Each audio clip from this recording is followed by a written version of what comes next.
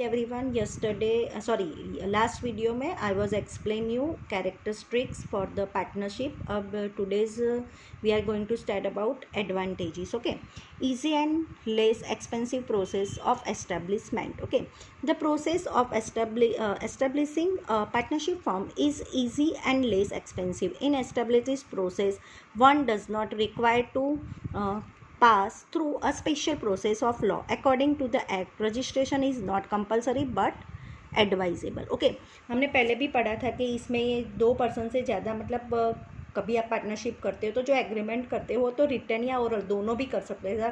Compulsory नहीं है कि आपको रिटर्न में ही एग्रीमेंट करना ज़रूरी है. मतलब वो इजी एंड लेस एक्सपेंसिव होता है. जब आप ओरली ही कर देते हो तो उसमें एक्सपेंसिव का खर्चा नहीं होता है. लॉ के हिसाब से इतना ज़रूरी नहीं है कि आपको पेमेंट करना ही पड़ेगा. ओके, तो जब भी आप कोई भी, लेकिन एडवाइजेबल होता है कि आप रजिस्ट्रेशन करवाओ तो सही बात होती है.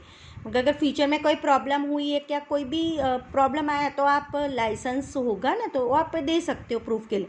भले आपको रजिस्ट्रेशन करवा ज़रूरी नहीं है पर करवा देना सही बात है. ओके, रजिस्ट्रेशन करवाने के लिए कोई लंबी प्रोसेसिंग नहीं होती है. इजीली आपको प्रोसेस पास होती है. मतलब वो इजीली इसका रजिस्ट्रेशन हो जाता है. ओके, बेनिफिट है एफिशिएंट मैनेजमेंट. ओके, दूसरा उसका दूसरा बेनिफिट्स क्या आता है? Efficient management. Unlike sole proprietorship, the partnership firm gets benefits of the knowledge, intelligence, skill and experience of many partners. As the management is in the heads of partners, they take personal interest and care in the management. As there is a direct control of partners over employees, the firm is management efficiently. Okay, तो दूसरा उसका benefit क्या होता है? सभी partners के मिलके काम करते हैं, उसकी वजह से मैनेजमेंट अच्छा होता है. ओके, अगर किसी में सोल प्रोप्राइटरशिप में होता है तो एक ही अकेला पर्सन होता है. बिजनेस के सभी कामकाज एक अकेला पर्सन करता है. उसकी कंपैरिजन में आप देखोगे तो यहाँ पे सारे पार्टनर्स मिलके करना है. मतलब वो अकेला पर्सन करते उसकी कंपैरिजन में यहाँ पे सारे पर्सन के मतलब उसकी यहाँ पे सारे लोग करते तो उसकी नॉलेज में, इंटेलिजेंस में बहुत सारा फ़र्क पड़ता है ना. जो सब लोग साथ में मिलके करते तो सबका नॉलेज मिलता है ना. जैसे अकेला पर्सन करता है तो वो उसका अकेले का नॉलेज यूज़ होता है. यहाँ पे 4-5 जन का 5 जन का नॉलेज मिलता है ना. और मैनेजमेंट अच्छे से हो पाता है. हर एक पर्सन अपना अपना नॉलेज अपने अपने हिसाब के अपने अपने इंटरेस्ट का, मुझे ये काम अच्छा लगता है मैं ये काम संभालूंगा, वो अपने इंटरेस्ट का काम संभालेगा तो बिजनेस का मैनेजमेंट बहुत अच्छी तरह से चलता है. ओके, 5 पार्टनर्स है तो 5 पार्टनर्स अपने, मुझे परचेज़ करना पसंद है, मुझे मार्केटिंग करना अच्छा पसंद करना है तो मैं परचेज़ डिपार्टमेंट संभालूंगा, मैं मार्केटिंग का संभालूंगा. मतलब कोई मुझे सेल्स का, मुझे बातें करना अच्छा समझ में आता है, मुझे सेलिंग का काम दे दो तो वो सेलिंग संभाल लेगा. तो मतलब किसी का मैथ्स बराबर तो अकाउंटिंग का काम वो संभाल लेगा. तो मतलब सारे डिवाइडेड हो जाते पार्टनर अपने अपने वर्क के रिलेशन में, तो वो सारे अपने अपने हिसाब के काम संभाल लेता है तो वो मैनेजमेंट में कोई प्रॉब्लम होती नहीं है. एक भी वो फ़ायदा है ना पार्टनरशिप के डेफिनेशंस का, है ना. बाद में आता है increase in godown will credit worthlessness. Okay, worthlessness. As every partner has unlimited liability, other traders to do hesitate to sell goods or credit or lend finances to the firm. Creditors and can realize their debt from any partners, even from his private properties. Thus, the comparison to solve proprietorships, the possibility of increase the credit worthiness of the firm is more. Okay, तो मतलब increasing क्या, goodwill मतलब आपका increase और goodwill credit वर्थनेस मतलब अपने account में पड़ता है. गुडविल का मतलब क्या, बिजनेस का क्रेडिट कंटिन्यूस होता है. मतलब बिजनेस का नाम, बिजनेस की वैल्यू वो बढ़ती जाती है. पार्टनरशिप बिजनेस होता है, बिजनेस की वैल्यू बढ़ती जाती पार्टनरशिप में, है ना. तो वो सारी चीज़ें बिजनेस का नाम जल्दी हो जाता है. एक सोल प्रोप्राइटरशिप से अकेला पर्सन संभाल सकता है तो ये पार्टनरशिप में वो सारी चीज़ें नहीं संभाल सकता. पार्टनरशिप में वो सारे संभाल लेते हैं. बिजनेस का डेवलपमेंट इतना जल्दी नहीं होता है जो सोल प्रोप्राइटरशिप में होता है. वो उसकी कंपैरिजन में पार्टनरशिप में बिजनेस करो तो उस सभी पार्टनर मिलके काम करते हैं तो वो बिजनेस का डेवलपमेंट भी जल्दी होता है और बिजनेस की गुडविल भी बढ़ेगी, है ना। हर पार्टनर की अपनी अपनी अपनी क्वालिटी होती है ना, वो अपने अपने क्वालिटी के हिसाब से ही काम करेगा, है ना। तो वो सारी चीज़ें उनकी इंक्रीज होती जाएगी, है ना। कोई एक पार्टनर का नाम मार्केट में अच्छा होगा ना तो उसका फ़ायदा पूरे के पूरे बिजनेस को मिलेगा, है ना। समझो कि आपके पास 5 पार्टनर है, 5 पार्टनर मिलके बिजनेस करता है तो उसमें से एक पार्टनर का मार्केट में वैल्यू વધારે, सब लोग उसको पहचानते हैं, तो सब ये इंसान सबसे लायक इंसान है। तो वो इंसान कभी भी किसी से लोन मांगने जाएगा, क्या बैंक से मांगने जाए, कोई पर्सन से उधार मांगने जाएगा तो उसको इजीली मिल जाएगी, मतलब कभी ज़रूरत हो कोई उसे मना नहीं करेगा, तो क्योंकि वो उसकी गुडविल है ना। तो मतलब लायक इंसान है, वो ज़रूर मुझे पैसे वापस दे देगा, है ना। तो वो इसकी वजह से एक इंसान की वजह से आपका बिजनेस, पूरे बिजनेस का नाम और सभी पार्टनर्स का नाम गुडविल बढ़ेगी, है ना। उसका फ़ायदा सबको मिलेगा जो सोल प्रोप्राइटरशिप में नहीं मिलता है। ओके, उसके बाद आता है more capital in partnership form. As there are 2 or more partners, more capital can be raised in future when business develops. It will requires more capital than by admitting a new partner. Additional capital can be realized, and मतलब यहाँ पे more capital, जब भी partnership की form होती है तो 2 या उससे ज़्यादा पार्टनर्स होते हैं, ओके। तो उसकी मोर मतलब कैपिटल भी रेज होती है ना। सोल प्रोप्राइटरशिप में क्या होता है कि एक ही पर्सन अपनी कैपिटल ऐड करती है, पर यहाँ पे 5 पार्टनर्स की कैपिटल ऐड होती है, इसीलिए पार्टनरशिप में क्या होता है उसका कैपिटल बढ़ता जाता है ना, है ना। तो वो सारी चीज़ें यहाँ पर ये भी फ़ायदा है ना। कभी ज़रूर हो तो कोई भी चीज़ आपको इंक्रीज़ करेंगे, मतलब मोर कैपिटल उसकी बढ़ती जाएगी, है ना।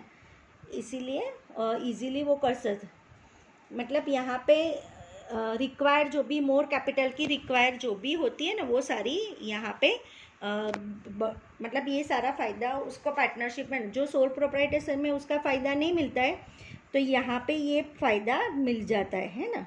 तो ये सारी चीज़ ज़्यादा कैपिटल मतलब इसमें बिजनेस में लगती है पार्टनरशिप में। तो जहाँ सोल प्रोप्राइटरशिप में एक ही इंसान काम करता है, यहाँ पे बिजनेस का पैसे लगाएगा, वो पैसे कम ही होंगे, मतलब यहाँ पे पार्टनरशिप ज़्यादा होंगे तो उसी के हिसाब से पैसे भी ज़्यादा ही होंगे, ओके।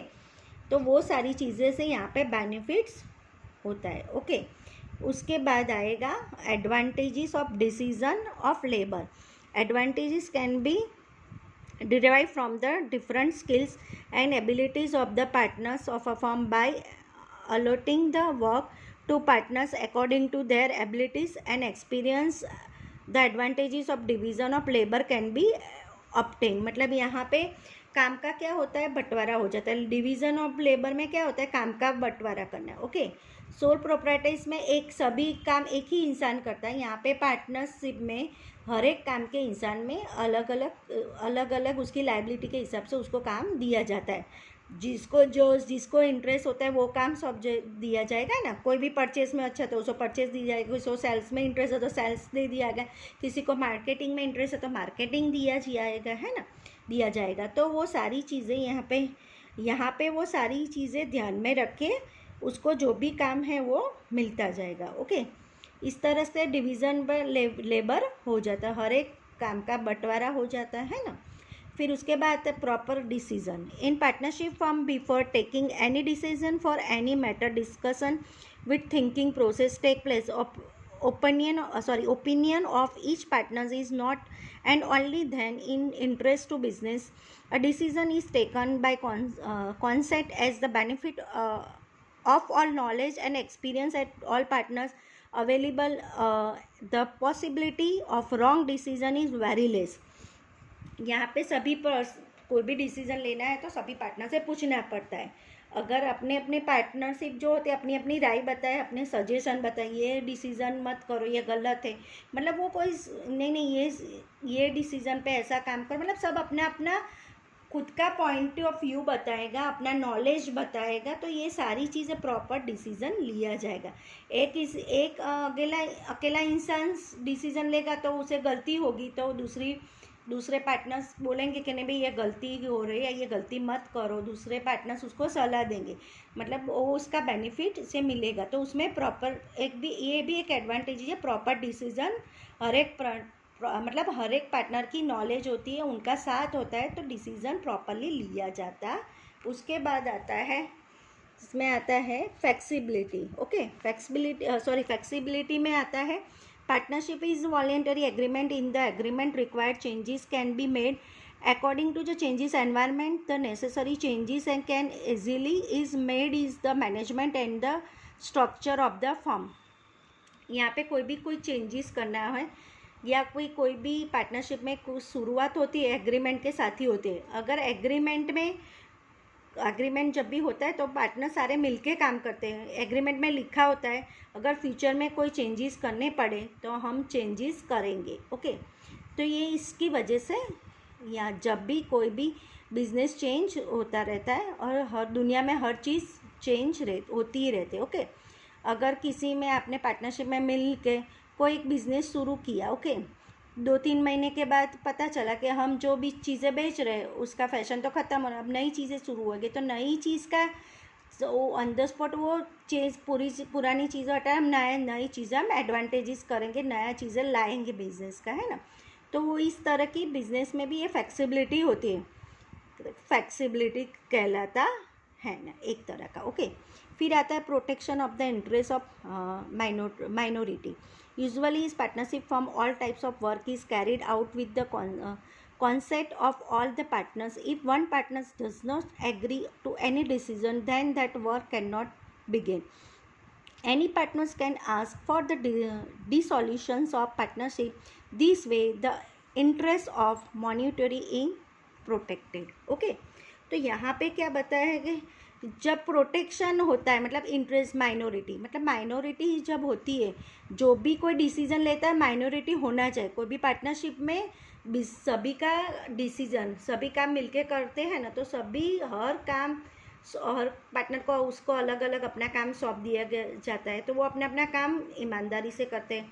इसमें अगर कोई माइनॉरिटी मतलब कोई छोटा मोटा काम भी करता हो ना, तो भी दूसरे का पार्टनर ही माना जाता है। ओके, उसका पार्टनर ही माना जाता है। इसके अलावा कोई भी जो डिसीज़न लिया जाता है हर एक पार्टनर की सलाह लेना ज़रूरी होती है ना। अगर 5 पार्टनर है तो कोई में से 4 पार्टनर ने मिलकर डिसीजन, एक को बताया नहीं कि उसको क्या बताया नहीं बताना है, तो ऐसा नहीं हो सकता है। सबको मिलके ही ये डिसीज़न लेना होता है, कोई भी व्यक्ति अकेला डिसीज़न नहीं ले सकता है। ओके, माइनॉरिटी के हिसाब के 5 पार्टनर के हिसाब से एक भी मना कर देता है तो वो डिसीज़न नहीं लेना चाहे तो वो नहीं ले सकते। तो वो डिसीज़न 5 पार्टनर के डिसीज़न में एक डिसीज़न चल रहा है, तो ये डिसीज़न में हाँ करनी है ना कर, 4 माइनॉरिटी में हाँ मेजॉरिटी हो गई, एक मना करेगा, एक पार्टनर मना करे, माइनॉरिटी हो गई है ना, 4 मेजॉरिटी हो गई, एक माइनॉरिटी हो गई। माइनॉरिटी की इंटरेस्ट भी चेक है कि उसकी बात को भी सुना जाता है। ऐसा नहीं एकदम से डिसीजन ले लेते, 5 में से 4 हाँ बोल रहे, एक हाँ बोल रहा है तो कर देते, एक का भी देखते हैं कि क्यों उसने मना किया है ना, तो वो सारी चीज़ें भी यहाँ पे देखी जाती। कोई एक इंसान भी मना करता है तो उसकी बातें सुनी जाती है, जब तक वो रेडी नहीं होता है तब तक ये डिसीज़न नहीं, कोई पर डिसीज़न लिया नहीं जाता है। कभी भी मेजॉरिटी नहीं देखी जाती, माइनॉरिटी भी देखी जाती है। तो उसके बाद आता है direct relation with customer, like sole proprietorship in partnership also change can be made easily is the direct contact with customers and employment. Okay, तो यहाँ पे जो भी डायरेक्ट रिलेशन विथ कस्टमर के साथ, लाइक द सोल प्रोप्राइटरशिप में क्या होता है कि डायरेक्ट रिलेशन होता है, कभी एक इसमें भी बेनिफिट होता है, कस्टमर के साथ डायरेक्ट भी रिलेशन होता है ना। सोल प्रोप्राइटरशिप इसमें भी सब पार्टनर काम करते हैं, तो उनका एक पार्टनर कोई भी सेलिंग का होता है तो उसके साथ भी उसका काम भी सेलिंग का होता है, तो एक पार्टनर का काम सेलिंग करना होता है, तो वो कस्टमर के साथ डायरेक्ट कांटेक्ट कर सकता है ना। और कस्टमर को कौन सी चीज़ें पसंद है, क्या उनका टेस्ट, उसका फैशन, वो सारी चीज़ें वो ध्यान में रख के ही वो करता है ना। तो वो सारी चीज़ें ध्यान में आते।